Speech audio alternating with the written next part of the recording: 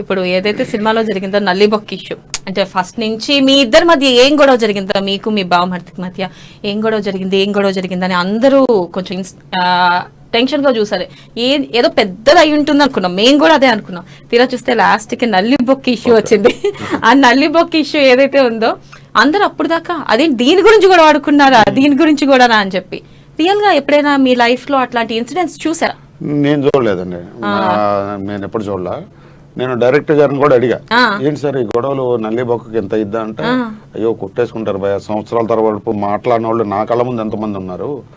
అదే నల్లిబొక్క అనేది ఒక తిండి గురించి అని కాదు, అది గౌరవం. మా బావకిచ్చే మర్యాద ఇవ్వలేదని ఏంట్రా మీరు ఇది చేశారన్న దాని మీద వచ్చింది. అది తెలంగాణ అంటే నల్లిబొక్కల కోసం కొట్టుకునే వాళ్ళగా ఉన్నారా అని అడుగుతున్నారు.